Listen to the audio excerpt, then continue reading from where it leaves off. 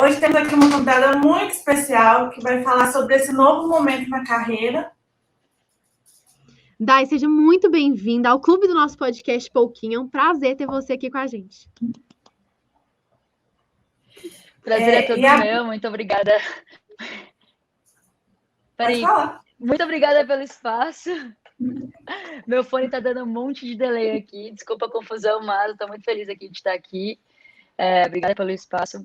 Eu amei a introdução, peguei ali a referência. Muito obrigada. Então, essa referência que eu vou explicar agora. Que a brincadeira do clube foi porque a Dai acabou de lançar o primeiro álbum que se chama Bem-vindo ao Clube. Como que tá sendo tudo isso para você, Dai? Para mim está sendo uma experiência muito nova, assim, lançar um disco é muito desafiador, todos os processos que envolvem, todas as burocracias, desde o processo criativo até realmente colocar o produto final ali nas plataformas digitais. Então, ver finalmente isso no mundo, ver os feedbacks das pessoas que estão me deixando muito feliz, assim, pessoalmente, muito realizada. Eu tô, sei lá, eu tô com um sentimento estranho, tipo assim, caramba, deu certo, sabe? Tipo, meu Deus, ainda tem muita coisa para acontecer. E, enfim, é meio que isso. E o seu álbum, ele tem muita influência, assim, de um pop rock meio nostálgico, né? Ligado muito aos anos 90 e tal, que tá, tipo, em alta novamente, né? A gente tem até a Olivia Rodrigo, assim, como uma grande percursora sobre disso, dessa volta num cenário internacional. Você gostava de rock quando você era nova? Como que é esse resgate dessa atmosfera dos anos 90 para você? Sim, eu nasci nos anos 90, eu nasci em 95. Então, bem ali no início dos anos 2000, eu já fiquei muito fã de Avril Lavigne. Em 2002, eu escutei Skater Boy. E a primeira lembrança é uma memória afetiva, assim, que eu tenho, de ouvir Skater Boy pela primeira vez e falar assim, caramba, eu quero ser isso quando eu crescer. E desde então, a Avril foi a minha maior referência. Tava ouvindo agora aqui uma banda que eu escutava muito na minha adolescência, que é Relient K. Eu escutava Green Day, eu escutava Simple Plan, eu escutava Panic! At the Disco, Fall Out Boy, mas ao mesmo tempo também ouvia e consumia conteúdos da Disney, tipo High School Musical, Camp Rock, Hannah Montana. Então é meio que essa mistureba. E Paramore eu não falei, mas é uma das mais importantes. E acabou resultando nessa mistureba que sou eu, assim. E aí, há uns 2 anos atrás, na verdade, quando o Travis Barker, que é o baterista do Blink-182, começou a resgatar o gênero e começou uma campanha de pop punk is not dead nos Estados Unidos. Ele começou a trabalhar com nomes tipo Machine Gun Kelly, o Youngblood, a Halsey. E aí, nesse ano, foi quando plantaram uma sementinha no meu coração e eu falei, cara, eu preciso fazer isso, porque me reconecta diretamente com o meu sonho de viver da música e, ao mesmo tempo, é o gênero que me acompanhou enquanto eu estava vivendo todos esses questionamentos que eu falo sobre no disco. Então, fazia sentido demais que eu trouxesse essa novidade à tona. E o momento acabou sendo uma coincidência com a Olivia Rodrigo e tudo mais. Uhum. Dai, antes de todo esse sucesso, todo esse processo, a gente quer contar um pouquinho da sua história. Você fala bastante sobre a sua história lá na igreja. Você pode falar um pouquinho de como que era, como que foi esse seu processo com a religião, de se descobrir homossexual, como que é tudo isso para você nas suas influências hoje? Cara, então, eu vivi sim durante bastante tempo da minha vida, durante acho que 20 anos da minha vida, num contexto religioso, e eu ainda sigo acreditando muito em Deus, acreditando muito que ele é amor, que ele é graça, e tudo isso, e isso realmente me foi falado durante muito tempo, e na hora da prática, assim, eu vi algumas incoerências. E às vezes as pessoas acham até que eu tenho tipo uma coisa super contra quem vai à igreja e etc. Mas eu tenho absolutamente coisas contra a falta de respeito e a desumanização de pessoas por, por uma coisa que se trata, às vezes, de contexto histórico, sei lá, por uma coisa que às vezes as pessoas acham que são melhores que as outras, assim. Sei lá, tipo, acho que acabou se tornando um ambiente, para mim, extremamente tóxico, onde eu não conseguia literalmente viver. Então, eu acabei criando outras alternativas. Inclusive, eu brinco bastante nesse disco em relação ao universo paralelo, a sonhar dentro de quatro paredes, que foi exatamente o universo que eu acabei criando para que eu pudesse sobreviver naquela realidade que eu realmente vivia, né? Que eu não podia ser eu mesma. Então, sei lá, acho que a minha relação com a igreja hoje, não sei, eu não tenho com a igreja, entendo que faz parte, mas eu realmente não tenho interesse em. Eu não tenho interesse, passei bastante tempo dentro de um contexto e, tipo, para mim é muito Jesus e, tipo, eu tenho a minha própria experiência com isso, essa experiência ninguém me tira e as pessoas, elas, sei lá, eu não sei muito, mas eu sou bem lúcida em relação a isso, assim, na minha cabeça, por isso que às vezes eu nem sei o que falar, tipo, pra mim é muito natural levar a vida que eu levo hoje, eu vivo muito mais em paz hoje, muito mais tranquila, podendo ser quem eu sou, então acho que, sei lá, isso ninguém me tira. E é muito importante ter pessoas assim como você para poder falar sobre essas coisas também. E acho que também o fato, só um comentário, na verdade, é que eu acho que o fato de não estar numa igreja, né, necessariamente, não tira o fato de que as pessoas são espiritualizadas, né? E ligadas Exato. a um ser que elas acreditam como maior e etc. Então, acho que Exato. é sobre isso. Exatamente. Acho que você conseguiu colocar melhor em palavras, assim. Eu me sinto. Eu gosto muito até de alguns versículos da Bíblia, falando de Bíblia, que Deus ele é visto nas coisas que foram criadas.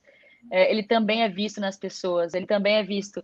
E eu também realmente não sinto a necessidade de ir a um lugar ou de estar sempre precisando fazer isso todos os dias para alcançar um lugar melhor no céu. Eu acho que isso é praticamente achar isso é praticamente crucificar Jesus de novo, assim, achar que eu preciso fazer alguma coisa para conquistar a graça dele é basicamente crucificar ele todos os dias. Então, eu tenho esse entendimento. Então, eu decidi finalmente aceitar a graça de Deus. Eu acho que as pessoas vão falar, mas é desculpa para viver, aceitar a graça de Deus não é desculpa para viver no pecado. Eu não acredito que eu estou vivendo em pecado. Se você acha que você precisa rever realmente. Se você, assim, né, o público acha que a pessoa precisa realmente rever e reler, talvez, ali a Bíblia, dar uma estudada, dar uma vivida, sair um pouquinho da bolha, porque eu só consegui entender realmente aquela coisa do ame a seu próximo como a si mesmo, quando eu pude me humanizar. Então, a pessoa precisa realmente se autoconhecer para poder ter a real empatia que eles tanto pregam e que me foi pregada por tanto tempo, mas que na prática não conseguiram exercer comigo, assim. Então, tipo, sei lá, foi muita vivência para eu conseguir chegar a algumas conclusões, mas eu acho que tudo isso foi meio que escola, bagagem, história para contar e saiu nesse disco que eu sou tão apaixonada também. Então, tipo, não sei, eu acho que é muito de viver aprendendo a lidar com as suas vivências, assim.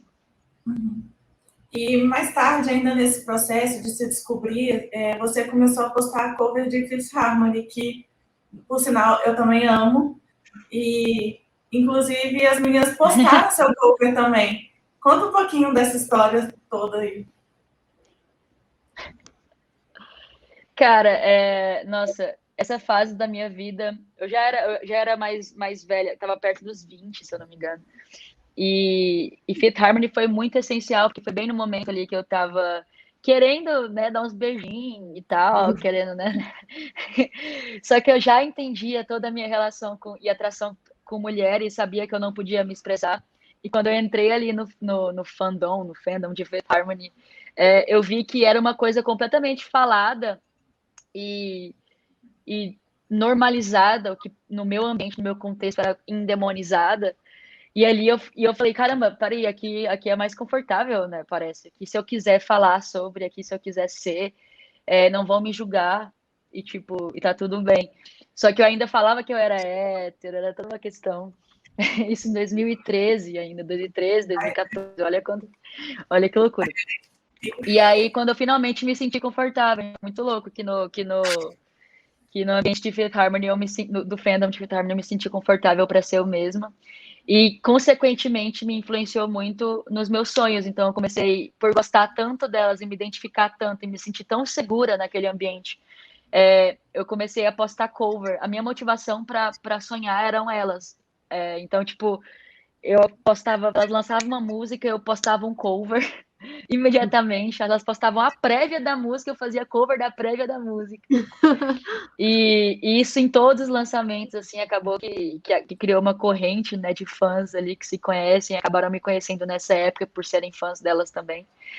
E aí, quando elas me notavam, cada like, cada interaçãozinha, por mínima que fosse, era um gás, assim, era uma motivação que eu tinha. E isso foi muito legal de viver, assim. Aí depois, quando eu me aceitei, eu já estava num processo de começar a viver a minha própria carreira.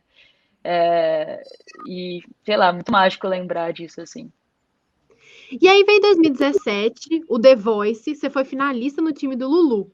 E aí foi um novo mundo, né? Como é que foi isso, esse processo para você? Tá na TV, tá num reality show, mostrando sua música para um bando de gente, né? Como é que foi? Oh my Travou? God, travou. Voltou, Voltou. certinho. Para mim, a experiência do The Voice, cara, foi uma coisa completamente nova para mim, porque até então eu só tinha tido experiências em cantar na frente do celular para as pessoas que eu não estava necessariamente vendo, e também na igreja, para pessoas que não também estão nem aí para você e tá todo mundo ali para, sei lá, adorar a Deus e isso. Não tá nem para você assim, né, entre aspas. Você não é o Às vezes estão foco, lá né, para do julgar sua negócio. roupa. Exato. Mas eu não era o foco. Então, assim, no The Voice, o fato de começar cantando. E eu sempre fui muito insegura, assim, em relação à minha voz, em relação à minha extensão vocal. E o The Voice era um programa que eu nem cogitava aí exatamente por achar que eu não me encaixava muito nos padrões, que eu não estava à altura. E, enfim, mas eu fui, criei coragem aí, me impulsionaram e foi uma experiência que, pô, mudou minha vida, assim, porque me deu experiência de palco, me deu uma projeção nacional.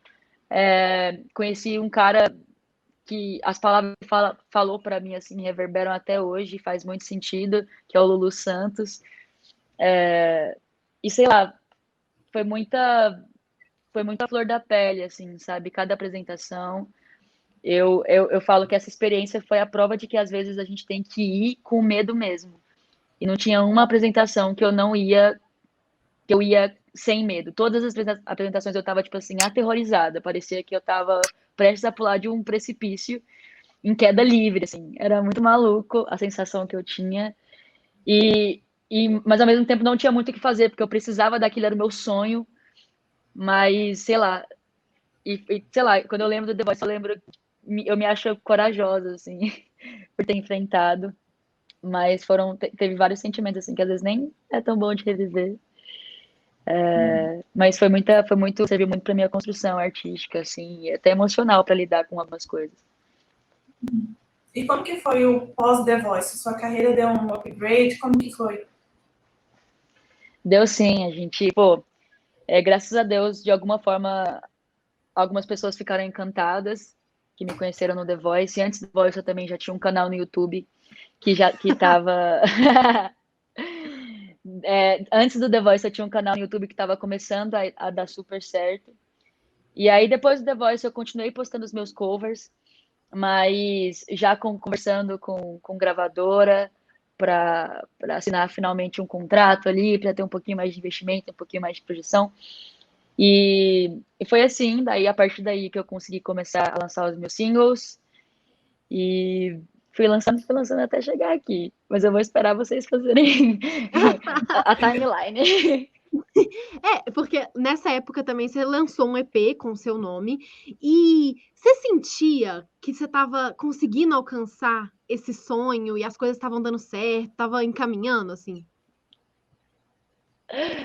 na hora que a gente está vivendo, a gente não consegue apreciar. E isso é uma coisa que, que eu me arrependo, mas ao mesmo tempo agora eu sei e eu tento apreciar bem mais. Porque eu fui com muita expectativa, né? Saindo do The Voice, assim, inclusive, às vezes até dessa expectativa que eu falo.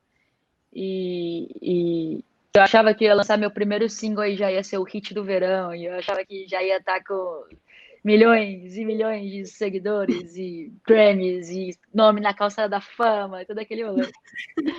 Top 1, meu Deus, ela é a maior artista do Brasil. E não foi assim. E não foi assim. Mas aconteceu isso também porque eu tinha bastante expectativa e bastante projeção durante toda a minha infância e adolescência. Foram coisas que eu fui sonhando.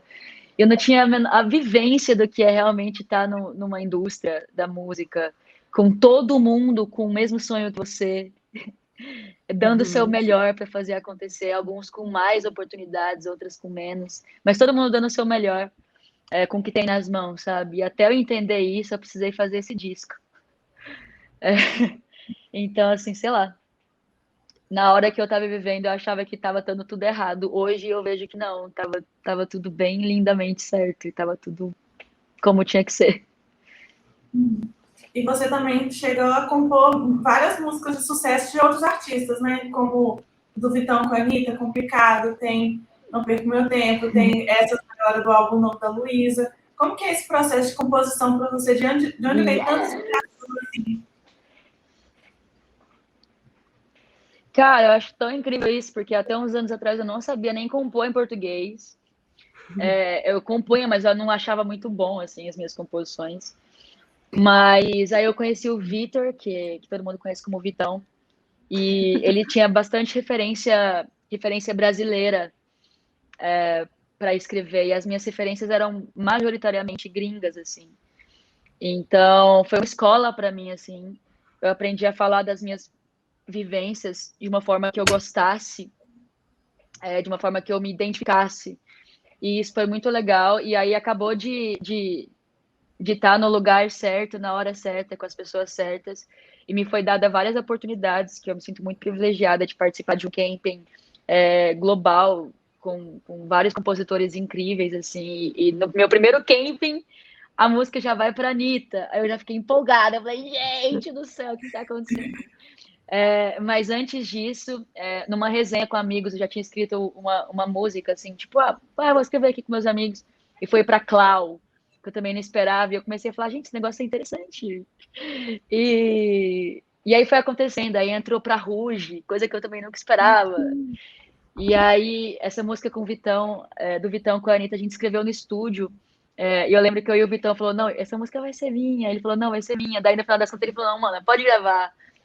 Daí, de repente, eu já tinha até gravado, feito um arranjo diferente para essa música. Aí surgiu a oportunidade de ele gravar com a Anitta. E eu falei, bom, vou ficar com um pouquinho mais de dinheiro se a Anitta gravar essa música.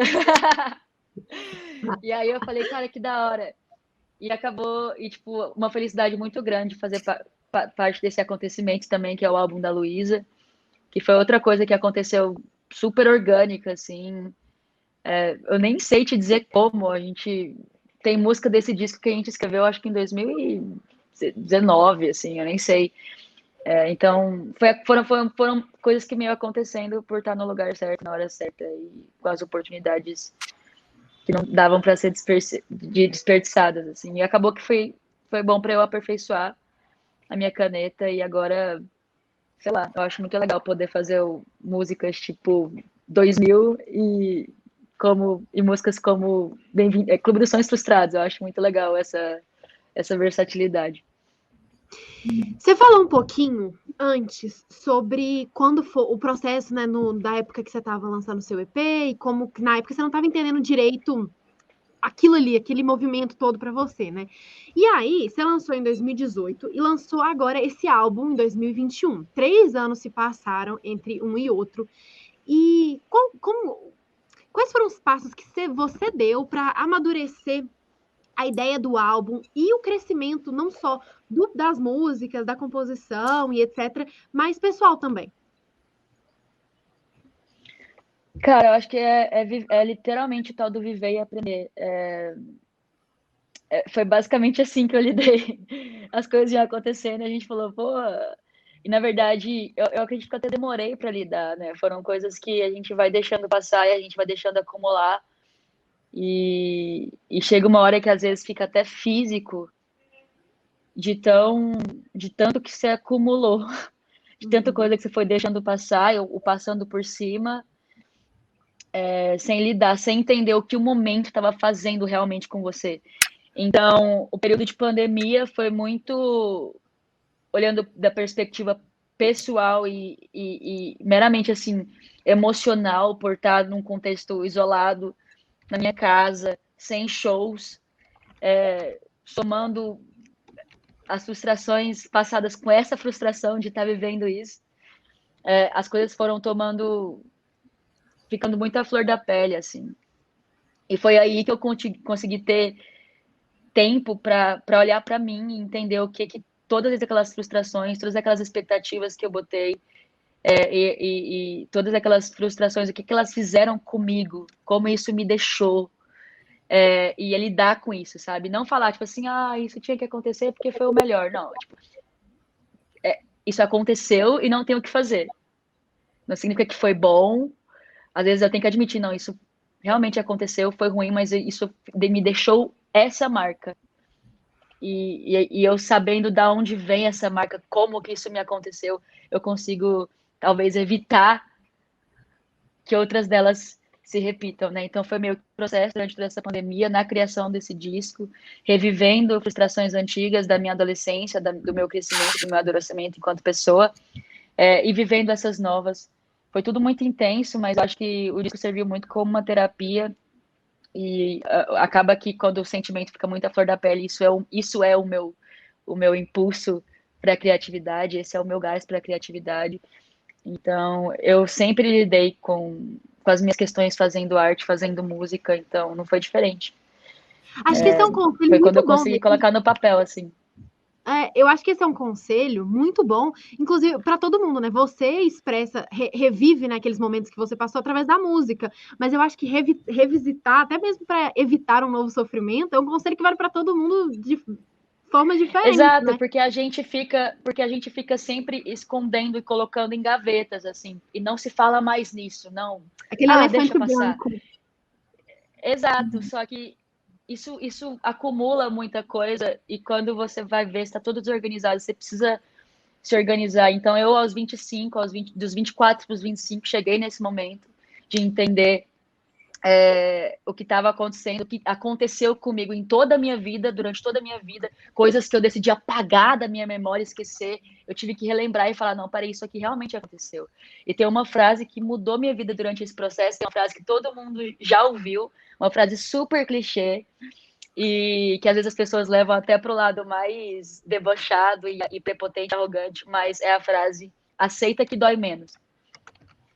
Essa frase muda a minha vida, tipo, literalmente aceitar que algo aconteceu, não, igual eu falei, tipo, não, isso foi bom, porque agora eu sou melhor, mas não, tipo, é aceitar que isso aconteceu, tipo assim, cara, não tem como você voltar no tempo, então por que você vai ficar se martirizando no seu presente, no seu preciosíssimo tempo de agora? Por que você vai ficar falando, mas se eu tivesse feito isso, se tivessem falado assim, se tivessem investido tanto, se eu tivesse cantado essa linha, tipo, não cantei, não falei, não foi feito, e é assim, agora, o que eu posso fazer a partir de agora, eu vou ver o que eu posso fazer hoje, no dia de hoje, com o que eu tenho hoje nas mãos, e foi meio que entender isso, sabe? Sei lá, pra mim o disco é sobre Sessões de isso. terapia com Dai. Eu achei, assim, muito, muito bom, assim. Me economizou umas 10 sessões, real, oficial, assim. Eu tô nessa fase.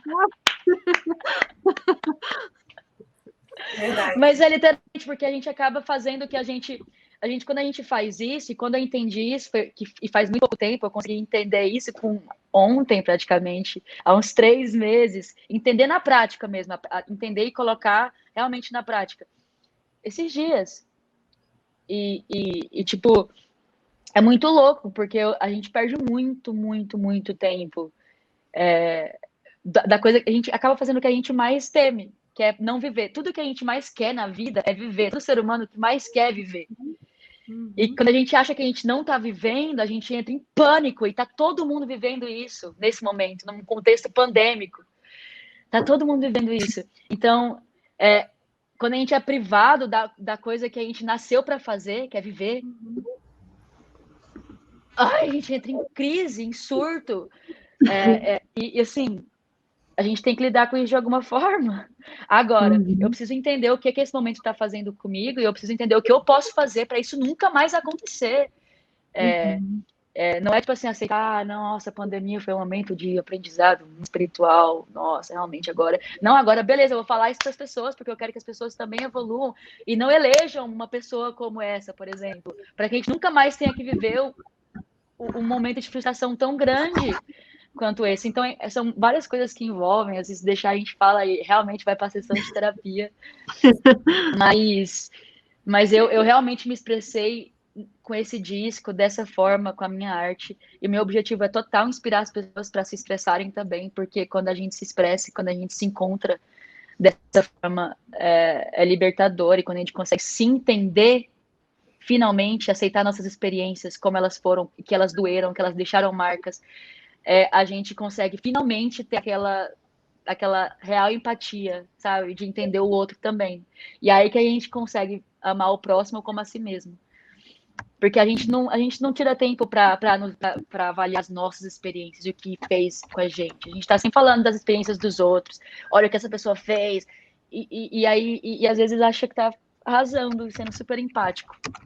Mas a gente precisa realmente aprender a ter um pouquinho mais de empatia com a gente, para que a gente possa viver num mundo melhor, e ter empatia com os outros, assim, para que a gente nunca mais viva nesse contexto que a gente está vivendo, esse contexto caótico aí. E meu disco me ajuda a lidar com isso. É a verdadeira Falei lição da demais, meu Deus. Não, certo, é a verdadeira lição da pandemia mesmo que a gente tem que tirar. Então, Dai, o álbum ele tem 12 faixas. E já começa lá no prefácio, que você faz a pergunta que a gente escuta ao longo da vida toda. O que você vai ser quando crescer? E olhando sua carreira hoje, você está onde você queria estar? Sim, eu fiz essa avaliação um dia antes do disco lançar, enquanto eu estava dando entrevista, e eu falei, cara, na real, aos 6, 7 anos de idade, eu ouvi Avril Lavigne, fiquei com vontade de ser cantora e de viver da música, e eu falei uma hora sem pensar, tipo, eu tô me sentindo como se eu fosse a minha cantora favorita. Eu tô me sentindo como se fosse a minha banda favorita. E aí eu falei, cara, era isso que eu queria ser quando eu crescesse. E aí, tipo, eu fiquei toda emocionada, fiquei, ai, meu Deus! Aí, então, sei lá, eu acredito que sim. Ainda tenho muitos anseios, ainda tenho sonhos muito grandes, assim, coisas que eu quero muito conquistar. Mas hoje eu consigo ver o caminho que eu trilhei e falar, eu construí isso aqui, tipo assim, eu contei uma história. Aí eu tenho muito orgulho e saber que eu tenho muito mais coisa para viver, muito mais coisa para contar, é mais legal ainda. E conta um pouco do processo do álbum, né? Porque você falou que você tá aí revivendo essas coisas que durante um tempo você jogou para debaixo do tapete. Quando foi que você começou a escrever essas músicas e entender essas criações como parte de um único projeto, né? Um álbum depois no final? Cara, eu acho que eu comecei a introduzir esse assunto um pouco mais das minhas músicas ali no final de 2019, quando eu comecei a colocar, sei lá, quando eu comecei a avaliar minha vida, assim, e me frustrar também. Aí eu comecei a colocar essas coisas em pauta, e acabou que foi muito inevitável para mim não escrever sobre isso. Eu ia escrever uma música e sempre saía sobre o mesmo assunto, sobre perder tempo, sobre tempo, tô ficando velha, e aquilo outro. E isso estava me consumindo bastante, assim. Eu cheguei a fazer até uma sessão de terapia, e isso foi pauta, assim, essa coisa, esse medo de envelhecer, essa quebra de expectativa, né, de você com 15 anos achar que com 25 você vai estar em tal lugar, com tais coisas e não sei o que, não sei o que, não sei o que. Isso é uma coisa tão universal naquele momento, no meu mundinho, eu achava que era só eu que estava frustrada. Só eu que não estou no lugar que eu queria aos 25, nossa. Uhum. E ao mesmo tempo. Bem-vindo ao clube, no caso, né? Bem-vindo ao Então, acho clube, que partiu. literalmente. Exato, exato. Então, partiu muito daí, dessa vivência, dessa experiência, dessa noção. E aí eu comecei a escrever, que foi uma coisa inevitável para mim. Eu escrevo muito sobre as coisas que eu vivo. E aí, pro disco, assim, eu desde sempre, eu sempre gostei de pensar lá na frente, gosto de ter uma visão a longo prazo das coisas, porque eu quero que elas durem.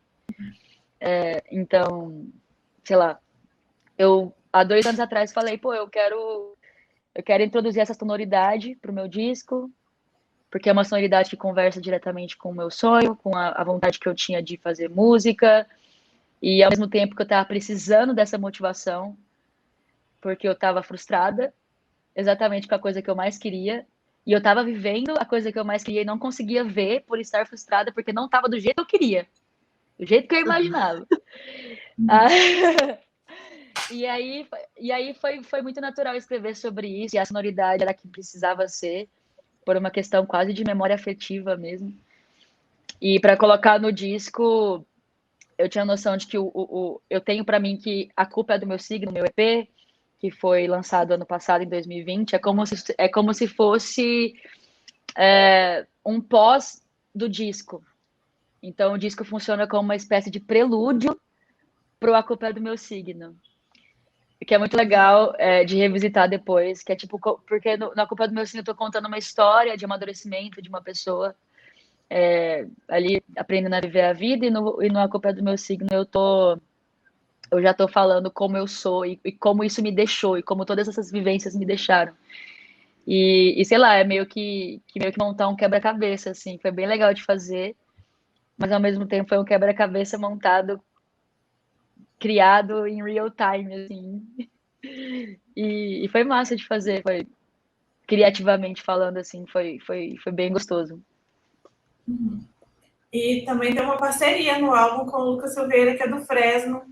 E eu sei que você é muito fã também. Como que foi que surgiu tudo isso?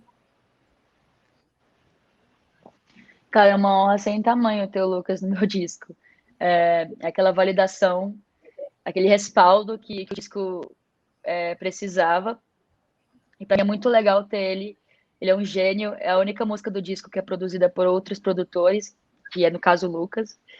E eu gosto porque é uma música que surpreende muito, eu acho. As pessoas talvez esperassem que a música fosse a mais característica pop punk anos 2000, que fosse escritinha igual era. E não, ela vem com trap, ela vem com elementos não novos, mas elementos que são atuais e que também tem a ver comigo, para deixar a música mais atual, para deixar ela com esse frescor. E a gente se conheceu num bastidor de um festival de música pop. Combinamos de fazer um som e fizemos durante a pandemia 2 músicas. A primeira, a gente achou que estava muito feliz. Aí a segunda, que é Isso Não É Amor, que é a que tá no disco, a gente achou que tinha cara e o tempero certo de melancolia pro disco. E ela acabou entrando, assim. Ela é muito especial, muito, muito, muito especial para mim. E a capa do seu álbum tem algumas referências, né, de coisas que você gosta. Skate, o xadrez preto e branco, assim, por incrível que pareça, estou de xadrez. E eu vi que sua calça é xadrez, então, assim, a gente combinou aqui que ia combinar o xadrez. E como que foi a escolha dos seus elementos para fazer parte dessa capa que reúne toda essa atmosfera dessas 12 músicas? Cara, então, eu tinha toda uma ideia para a capa do disco, todo um conceito para tudo, assim. E aí, dias antes de tirar as fotos, eu falei, gente, tá bom, tem conceito, mas não sei se é isso ainda, sabe? Não sei. Eu tô em crise, porque eu sempre sei o que eu Você é quero, de e eu gêmeos, sempre. né? Hã? Eu sou Você é geminiana. de gêmeos? Isso. Ah, tá. Tipo assim, a questão criativa, assim, eu sempre falo, não, a referência é essa, e não sei o que, tem que ser assim. Enfim, e aí eu até falei, só que aí dias antes eu falei, não é isso, não é isso, não é isso. Eu tinha acabado de contar o skate, e aí eu falei, mano, fui pra pista, olhei pro skate, tava tocando pop punk na pista. Eu comecei a chorar loucamente, porque eu romantizo todos os momentos, assim, para ter aquela emoção, né? Aquele drama. E aí eu falei, cara, é isso. A capa do meu disco tem que ter o skate. E aí cheguei no dia e falei, gente, seguinte, vai ter o skate na capa do meu disco, esquece. Aí a gente mudou tudo, assim, faltando uns 2 dias. E tiramos as fotos. E aí eu também me juntei também com o Gus, que foi o diretor criativo. E ele falou, a gente vai colocar várias dyes nas fotos, porque tem tudo a ver. Eu sempre falo de ter várias personalidades, de ser várias pessoas. Eu sempre coloco a culpa no meu signo, então fazia muito sentido ter várias eus para estar ali no disco. E foi meio que assim, a arte do disco foi concebida no momento de eu mudando de ideia. Tinha nada mais eu do que isso. Uhum. Dai, agora que seu álbum saiu, você pensa em algum outro projeto ainda para esse ano ou o foco total na divulgação do álbum? O que vem agora depois da sua carreira? E eu espero que quando essa pandemia passar, seja a prioridade para o show, porque eu não estou aguentando mais, preciso de um show de Dai. Meu Deus, sim. Sim, a gente precisa ser vacinado pessoalmente pelo Bevac. A primeira dose está todo mundo tomando aí nas plataformas digitais. A segunda é no show. A segunda dose de Bevac é no show. E vai rolar. Minha vacina, inclusive, já é daqui 2 dias. Estou muito feliz e empolgada para me vacinar. E aí eu estou esperando muito que todo mundo se vacine o mais rápido possível para que a gente possa voltar para os palcos e finalmente cantar esse disco ao vivo, que ele foi feito para isso também. Mas eu quero continuar divulgando o disco. Ainda quero fazer mais 1 ou 2 músicas de single. Vamos ver, tô contando as moedas. E ao mesmo tempo também tô fazendo muita música. Fiz bastante música paralela ao disco durante a pandemia, que eu quero começar a produzir para já pensar em projetos futuros também e fazer bastante parceria para que essa cena cresça e para que isso fique cada vez maior. E na sua lista do show você pode colocar Belo Horizonte, porque eu vou estar lá. Pode deixar, vai ter. E falar em show, BH, você já esteve aqui. E como é que é? Como é que foi? Porque você é de Goiânia. E você, né, deve ser de alguma forma se familiarizar com o ambiente daqui da cidade. Até porque a gente também tem o ai no nosso vocabulário, tem uma briga de quem é o verdadeiro dono da expressão. Gostaria de adiantar que somos nós mineiros. Só isso que eu queria dizer. E como é para você vir a Belo Horizonte? Eu adoro Belo Horizonte, porque primeiro a comida daí, por Deus, sinceramente, é tipo. A comida de Minas e a comida de Goiás é tipo top 1 na minha concepção. A comida do Nordeste também, puta que pariu. Mas assim, a comida de Goiás e de Minas. Comida brasileira pizza, é sobre isso. Comida brasileira pizza, é isso. E eu gosto muito de ir por aí. E eu lembro que quando eu fui a primeira vez fazer show, meu empresário que é de Salvador, ele falou assim, ô, a galera tem um sotaque muito maneiro lá, você vai gostar e tal. Aí eu falei, só que às vezes fala de um jeito que eu não entendo, aí às vezes aí eu falei, aí eu cheguei em Minas, eu fiquei tipo, véi, eles falam igual eu falo, por que ele tá falando? Só que assim, eu já moro em São Paulo tem 3, 4 anos quase, então eu já perdi basicamente todo o meu sotaque goiano. Mas eu amo, porque eu me familiarizo muito com o jeito que as pessoas falam, com como as pessoas tratam, e a comida. Sensacional. E o show sempre muito bom, a galera muito receptiva, muito maravilhosa. Eu tô louca pra voltar pra ir, pra fazer show e pra comer muito pão de queijo, que é o melhor do universo. Eu sou viciada em pão de queijo, vocês não têm noção. Viciada. Realmente é perfeito. E Dai, antes da gente fazer um jogo, eu queria fazer uma pergunta. A Carol, que a gente já conversou, a gente falou um pouquinho sobre o clipe dela com a Luísa. E ela falou a versão dela de como que foi. Eu quero ouvir a sua versão de como que foi, sendo namorada dela, como foi você assistir o clipe. Você estava lá com todas aquelas cenas lá. Ai, gente, foi tudo. Foi muito bom. Eu tava muito tiete, mano, no set. Eu pedi pra Carol, amor, deixa eu ir pro clipe. E também, pô, a gente é muita. Eu que pedi, ela deixou, e aí foi muito legal. O ambiente é muito gostoso, porque a gente é tudo muito, muito amigo, e sei lá, e pra mim ao mesmo tempo tava sendo uma realização tão grande, porque eu sei que o que música pop, o qual música pop é grande no Brasil, pra gente ter uma representatividade desse tamanho, é muito legal. Então eu tava mó feliz, assim, tipo, a cena ficou linda, linda demais, o clipe é lindo. Nossa, sei lá, eu achei lindo. O que mais que eu vou falar? Eu tenho que manter aqui minha pose, porque, né? Mas Esse é um assim, programa de família, a louca. é sobre. E aí, antes da gente Achei terminar, muito bacana, assim.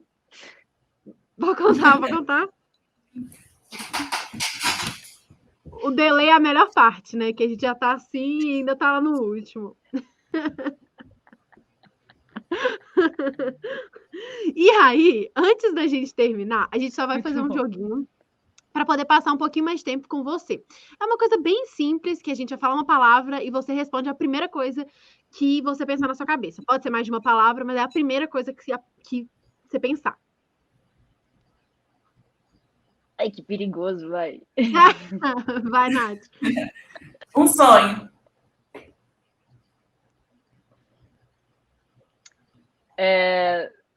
Como é que é? Um Cortou. sonho. Um sonho. O quê? Não Não foi dá isso? pra ver? Um sonho. Ah, um sonho. Ah, eu quero fazer show em estádio. Uma colaboração dos sonhos. Colaborar de alguma forma com o Paramore. Pode ser abrindo show, sei lá, alguma coisa. Sei lá, qualquer coisa. Perfeito. Qual que é a sua maior inspiração? Avril Lavigne. Ah, foi a primeira que veio. Avril Lavigne, é.